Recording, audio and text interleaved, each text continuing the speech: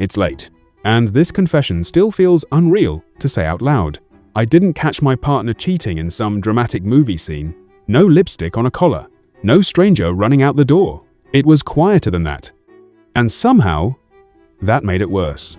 We had been together for 5 years. 5. The kind of relationship where you stop questioning things. You don't check phones. You don't wonder where they are. You build routines. Grocery trips, Sunday laundry, the same coffee mugs every morning. Comfort can look a lot like safety, until it doesn't. It started with small changes, the kind you explain away because love teaches you to be generous with excuses. She started sleeping with her phone face down. Not unusual, I told myself. Everyone values privacy. She laughed at messages and angled the screen away. Work group chat, probably. She took longer showers, stayed up later, smiled at nothing. And I hated the person I was becoming, the one who noticed. Suspicion is a slow poison. It doesn't explode, it seeps. One night, around 2 a.m., I woke up to the sound of a vibration. Not loud, just enough to pull me out of sleep. The room was dark except for the faint glow of her phone lighting up the ceiling from the nightstand. She didn't move. I stared at that light for a full minute. You know that feeling when your body knows before your mind admits it? My chest felt heavy, like something was already over, and I was just late to the funeral. I told myself, don't touch it. Trust her.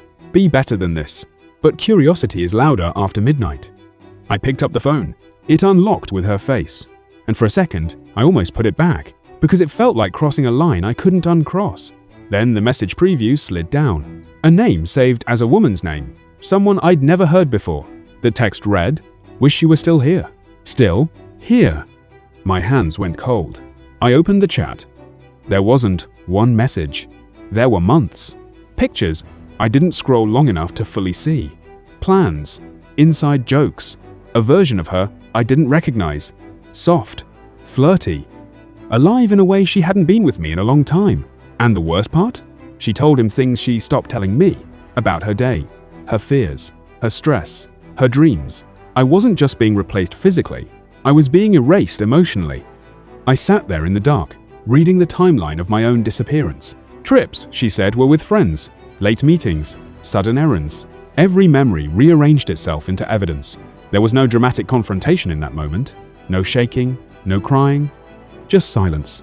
A silence so loud it felt like pressure in my ears. I looked over at her sleeping. Peaceful. Breathing slow. Completely unaware that the version of our life she was dreaming was already gone. And I realized something terrifying. I didn't want to wake her up. Because the second she opened her eyes, the truth would become real. As long as she slept, I could pretend I didn't know. I sat there for an hour, maybe more, reading, rereading, trying to find a message that explained it away, a joke, a misunderstanding.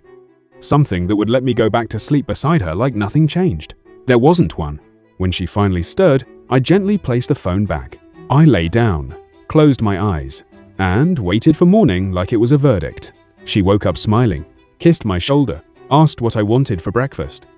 And I looked at her, really looked, and saw a stranger wearing the face of someone I loved. That's the part nobody warns you about. Cheating doesn't just break trust. It fractures reality. You start questioning every laugh, every touch, every "I love you." Were they real? Or rehearsal? I didn't confront her that day, or the next. I carried the secret like a stone in my chest, heavy, constant. I watched her text him across the dinner table while telling me she was tired. I listened to her say she loved me with the same mouth that whispered goodnight to someone else. And something inside me quietly detached. Not rage, not revenge, just distance. A slow emotional evacuation. The confrontation finally came a week later. Not explosive, not cinematic. I just placed her phone on the table, open to the chat, and said, "I know." That was it. No yelling, no accusations, just 2 words. She didn't deny it, and somehow that hurt more than any lie could have. She cried, said it didn't mean anything, said it was a mistake, said she was lonely, said she didn't know how to stop. But every explanation sounded like a language I no longer spoke. Because I had already grieved us in the dark at 2 a.m. The relationship didn't end in that moment. It had ended the night the screen lit up. We were just signing paperwork. The strangest part? I don't hate her. I hate the silence before I knew. Because ignorance wasn't peace, it was borrowed time. And now, when I wake up in the middle of the night and hear my phone vibrate, my chest still tightens. Even though there's no one left to betray me, some wounds don't close, they just get quieter. And maybe that's what healing actually sounds like. Quiet, good night,